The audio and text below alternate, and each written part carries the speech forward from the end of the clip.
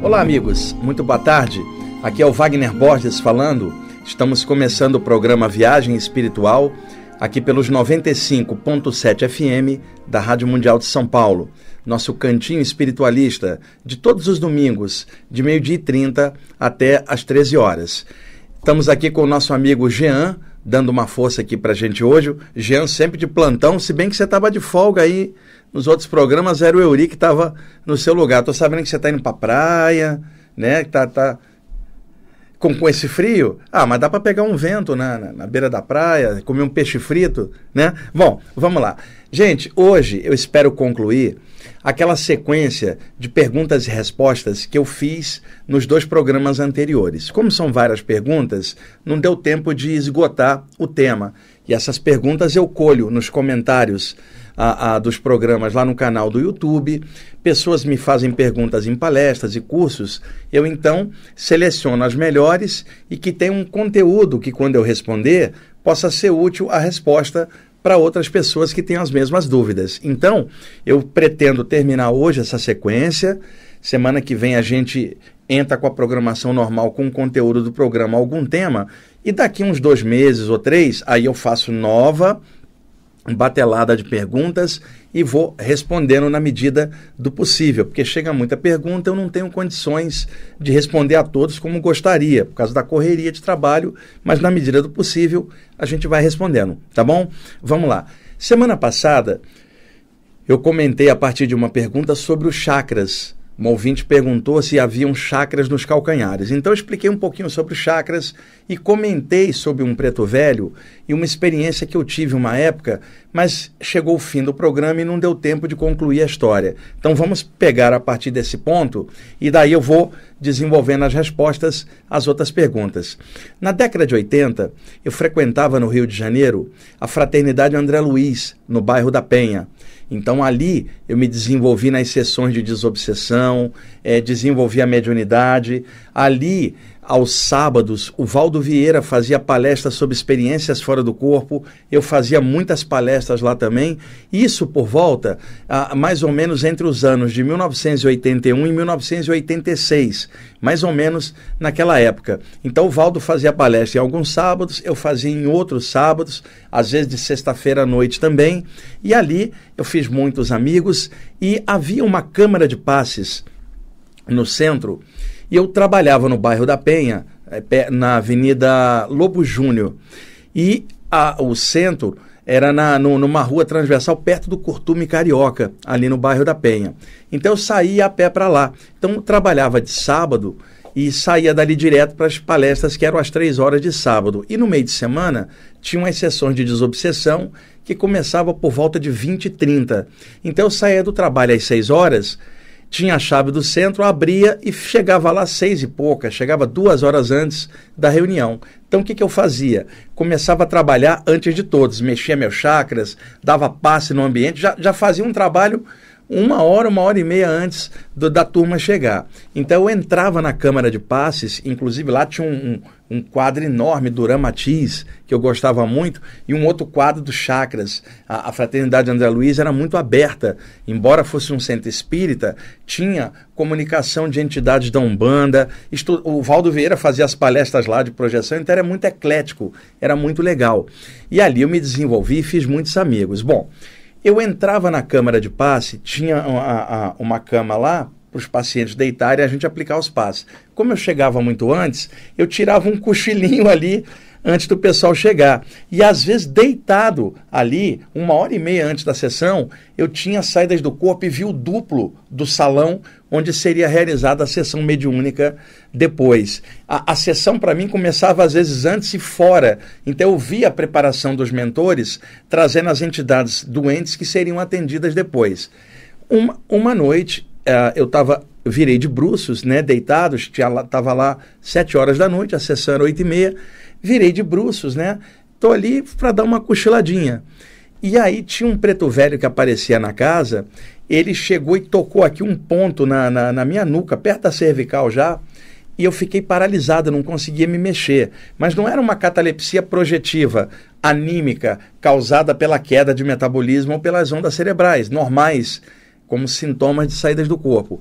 Era uma catalepsia mediúnica, porque foi causada pela presença de uma entidade extrafísica interagindo no meu campo energético. Ele tocou aqui, eu não conseguia me mexer, eu estava totalmente consciente, eu não tinha caído nem no cochilo, e ele começou a pegar certos pontos na minha coluna vertebral, provavelmente certos pequenos pontos relativos aos chakras, aos canais energéticos que passam ao longo da coluna, que o pessoal que estuda yoga conhece com o nome de nadis, e ao longo da coluna tem 3 nadis importantes, o Pingala, o Ida e o Sushumna, muito conhecido por praticantes de yoga e pessoas que estudam Kundalini e sua ascensão ao longo da coluna vertebral, até que, finalmente, ele tocou em 2 pontos nos calcanhares. E eu comecei a sentir um calor grande, como se tivesse acendido 2 brasas nos meus calcanhares. Eu estava deitado de barriga para baixo, os calcanhares, é claro, para cima, e ao tocar ali, a sensação que eu tinha é que tinha uma energia vermelha alaranjada ali naquele ponto. Aquele calor começou a ficar muito intenso. De repente, uma energia alaranjada subiu dos calcanhares pelo meio das minhas pernas e chegou até a base da coluna. Toda a base da coluna ficou alaranjada, avermelhada, e aí esse fluxo foi subindo pela coluna, era um fluxo de Kundalini controlado por esse preto velho, até chegar no topo da minha cabeça, no chakra coronário, e expandir as energias. E aí eu entrei num estado alterado de consciência e tive uma projeção astral logo depois no salão, que era adjacente a essa salinha.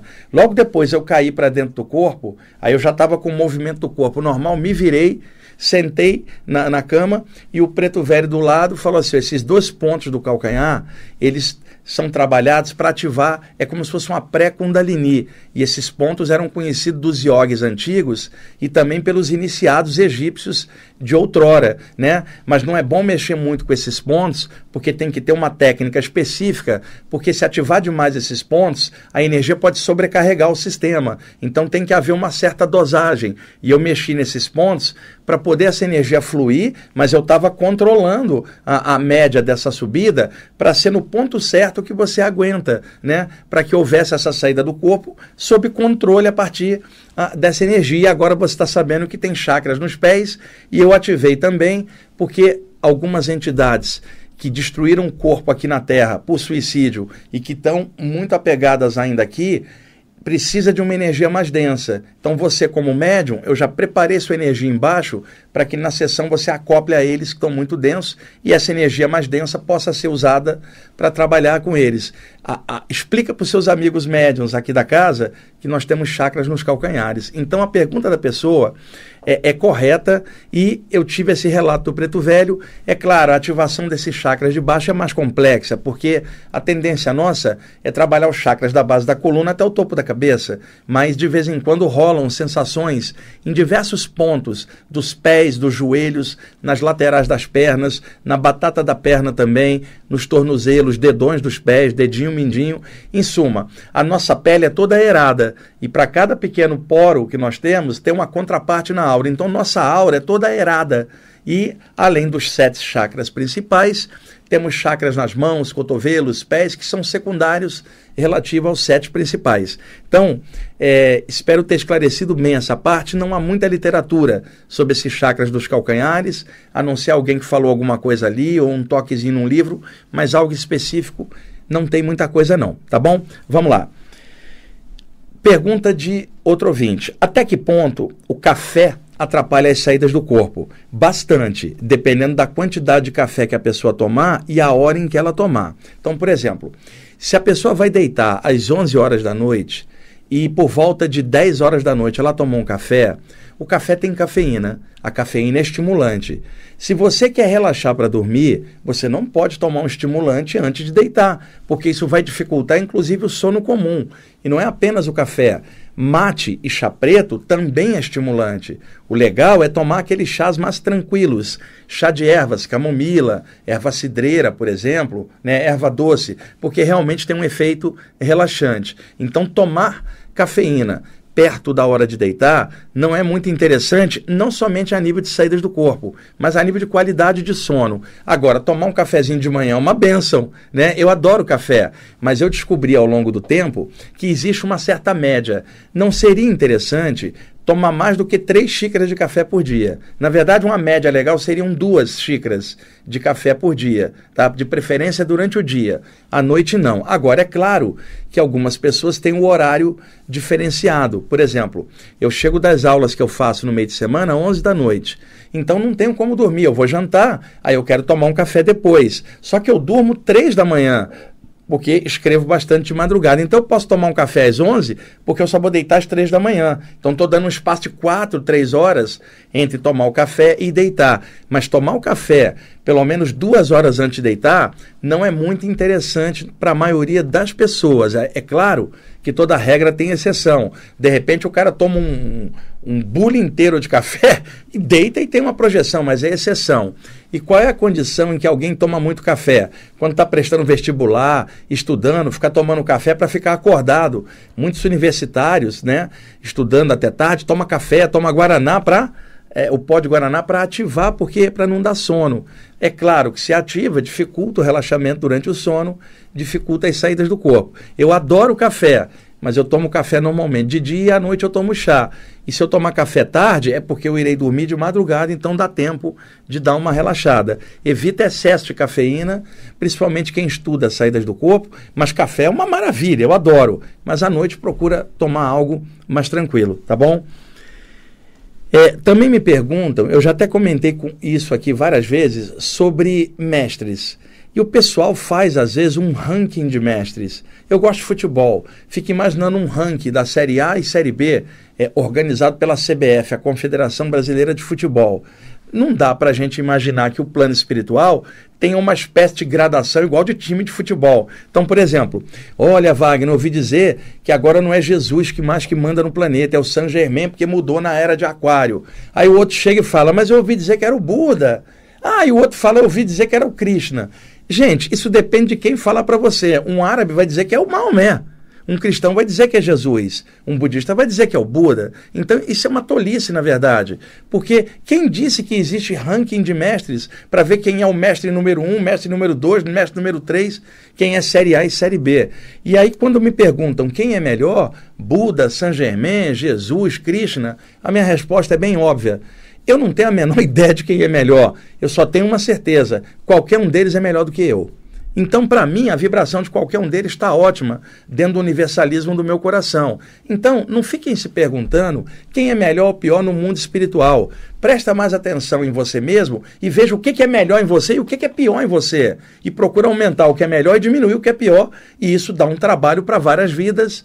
Não é à toa que a gente está encarnado cá embaixo para aprender a fazer isso. Agora escolhe quem você quiser, ou não escolhe mestre nenhum, caminha por sua própria conta, cada um é que sabe de si mesmo. Agora, não existe ranqueamento de mestres ou uma espécie de classificação série A, série B e série C de mestres num plano espiritual. Agora é óbvio, existe uma hierarquia, claro, onde seres mais elevados, com a mente mais ampla, coordenam os seres que estão numa escala evolutiva menos avançada, numa espécie de hierarquia de irmãos mais velhos para irmãos médios e irmãos menores, que somos nós. Então, no Oriente Antigo, e também na teosofia do século XIX, falava-se muito dos Nirmanakayas. Nirmanakayas é uma expressão hermética, na verdade vem do sânscrito, é uma expressão oriental, que significa o corpo de irmãos maiores. Quando você fala Nirmana, os grandes irmãos. Quando você fala Kaya, Kaya de corpo. Por exemplo, você fala assim, corpo de bombeiros,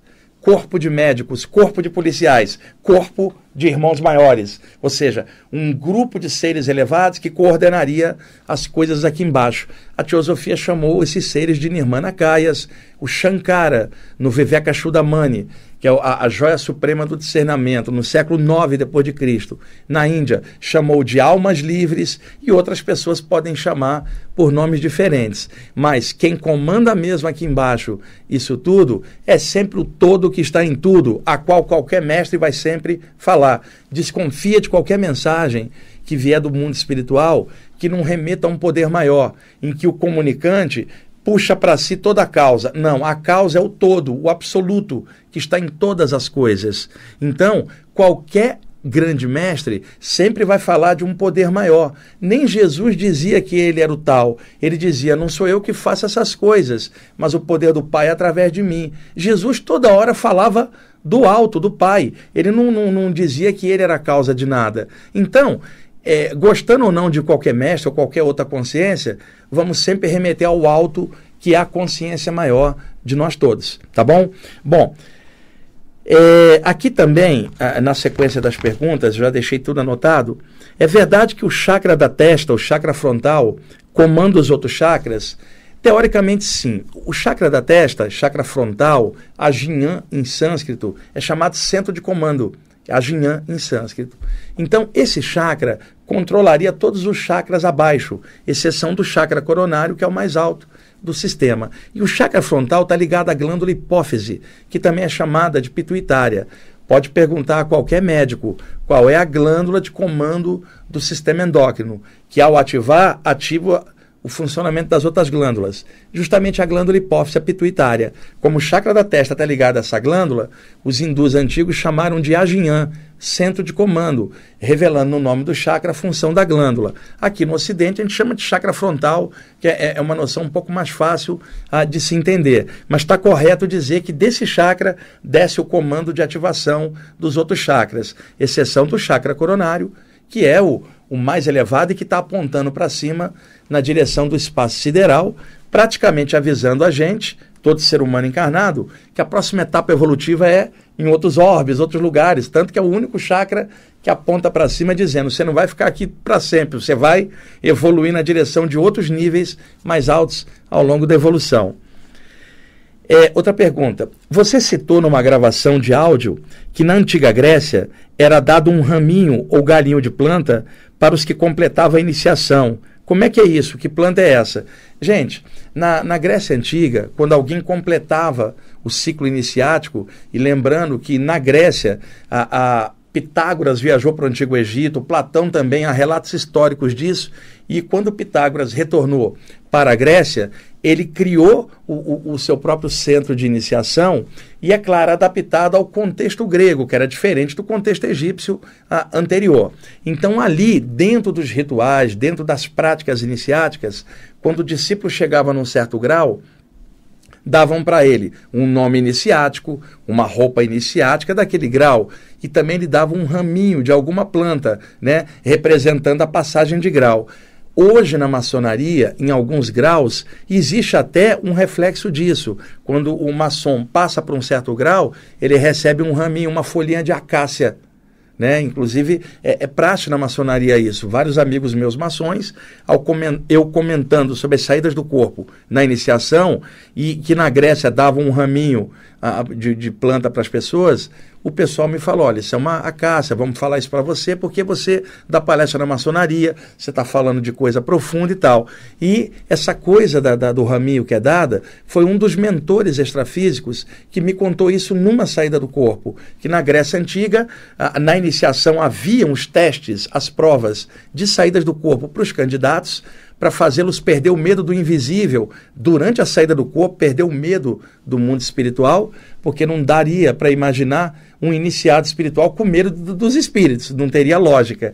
Então, uma das formas de quebrar esse medo era a indução de saídas do corpo para que a consciência lá fora, in loco, perdesse o medo das realidades espirituais, reconhecendo que ela mesma também é um espírito, sempre foi, no momento está humana, porque está encarnada, mas sempre é o ser, a entidade, a centelha divina. Nós não deixamos de sê-la por estarmos reencarnados. Então, ao completar esse ciclo, davam um raminho de folha ou uma caça, alguma coisa representativa desse ciclo iniciático ali completado. Vamos lá. Você pode indicar algo sobre saídas do corpo na obra de Allan Kardec? Claro, o próprio Livro dos Espíritos. Eu já comentei isso aqui, inclusive em outros programas. O Livro dos Espíritos é todo em capítulos e respostas. O Allan Kardec perguntava, os espíritos, através de médiuns, respondiam. Ele colocava coordenado aquilo por capítulos e temas, as perguntas e as respostas. Então, o Livro dos Espíritos é o grande livro da cosmogonia espírita, é a pedra angular, a pedra básica inicial do espiritismo. E o que acontece? Ali tem capítulos sobre vida após a morte, reencarnação, por exemplo, vida espiritual, as perguntas dele e as respostas dos espíritos. No capítulo 8, o Allan Kardec chamou isso de emancipação da alma. E vocês podem pegar isso do capítulo 8, da pergunta 400 a 430, onde o Kardec pergunta e os espíritos respondem algo assim: o que rola durante o sono? E aí os espíritos falam para ele: o espírito se desprende da matéria, retorna à sua pátria original enquanto o corpo dorme, comunga com seus afetos extrafísicos, depois volta para o corpo e às vezes nem lembra do que aconteceu. Aí o Kardec pergunta: o espírito pode se perder? Não, ele está ligado ao corpo por um laço fluídico, e eu me lembro da expressão assim: o espírito encarnado está ligado ao corpo por um laço fluídico, assim como um balão está ligado à terra por uma corda que o sustenta, fazendo uma analogia. Vocês podem pegar isso, capítulo 8, Livro dos Espíritos, o capítulo Emancipação da Alma, sobre saídas do corpo, pelo enfoque espírita do século XIX, é claro, porque esse tipo de tema tem vários outros enfoques, teosóficos, ocultistas, conscienciológicos, e aí a pessoa vê qual é a afinidade dela nesse tipo de abordagem, mas o tema da saída do corpo, ele é recorrente em várias outras áreas, incluindo o espiritismo. E além disso, a Revista Espírita, publicada por Allan Kardec, durante os anos de publicação, tem alguns relatos de saídas do corpo mandados por leitores. Vocês podem acessar isso, acho, no site da Federação Espírita Brasileira. Algumas dessas revistas estão disponibilizadas lá, vocês podem pesquisar, tá bom? E só para citar, depois do Kardec, Leon Denis e Gabriel Delany, também grandes autores espíritas franceses daquela época, também publicaram capítulos sobre saídas do corpo em seus livros, notadamente o Leon Denis no livro No Invisível, onde tem um capítulo sobre saídas do corpo. Posteriormente, você tem literatura do Camille Flammarion e também do Ernesto Bozano, grande pesquisador italiano, todas publicadas aqui no Brasil pela Federação Espírita Brasileira, e principalmente no Bozano e no Flammarion tem muito material de saída do corpo. E aqui no Brasil, na série Nosso Lar, do André Luiz, pelo Chico Xavier, tem vários lances de saídas do corpo ao longo da trajetória desses livros. No trabalho do Divaldo Pereira Franco também tem algumas coisas, e no trabalho da grande Ivone Pereira, médium, fantástica, conheci ela já no finzinho da vida, conversou bastante comigo na época, eu bem jovem, ela me passou algumas dicas importantes no desenvolvimento da mediunidade. Então, no meio espírita, tem muita coisa de saída do corpo permeando a literatura espírita. E hoje isso está muito aberto. No passado, tinha até alguns dirigentes espíritas que falavam que não era muito legal fazer saída do corpo. Conversa fiada, a literatura espírita está cheia de coisas de saída do corpo. E hoje, em 2017, muitos espíritas, com a mente muito aberta, sabem da questão da saída do corpo dentro da ótica espírita, que tem muita coisa legal ali dentro também, tá bom? Jean, estamos em cima já? Caramba, ainda tem mais perguntas aqui. Gente, sobraram ainda umas 3 perguntinhas que eu ainda vou matar no próximo programa. E eu quero também no próximo programa, se der tempo, narrar uma experiência que eu tive ontem. Ontem chegou um espírito denso perto de mim, começou a projetar imagens de mulheres nuas na minha tela mental, no meu chakra frontal, para tentar me desestabilizar, né? E aí eu trabalhei energeticamente para confrontar aquelas ideias, para cortar, projetando luz pela testa até cortar. E aí apareceu um mentor espiritual, que é um homem que foi pastor evangélico aqui embaixo, e esse homem trouxe esse espírito para eu poder tirá-lo daqui do plano físico, né? E esse homem disse para mim uma coisa importante, ele falou assim: Deus acima de tudo. E ele falou que o grande erro dos religiosos aqui embaixo é que os religiosos, em vez de falar Deus acima de tudo, eles falam religião acima de tudo. E que essa diferença é crucial. E aí ele me contou um monte de coisas. Falou sobre Jesus por um enfoque assim espiritual. E eu quero compartilhar isso com vocês. O que ele falou para mim? Vamos ver se dá tempo no próximo programa, essas perguntas e mais isso. Telefone de contato 2063-5381 e o site na internet ippb.org.br. Pessoal, estamos em cima aí do tempo. Muito obrigado pela audiência de vocês. E está aqui hoje com a gente a Marilda, que é lá de São Mateus, é ouvinte do programa há muitos anos, veio aqui, eu convidei-a para ficar aqui no estúdio assistindo o programa ao vivo. Marilda, obrigado pela você acompanhar o programa. Um abração para o seu marido, seus filhos, sua família também, o pessoal de São Mateus. Gente, obrigado, Jean. Até mais, pessoal.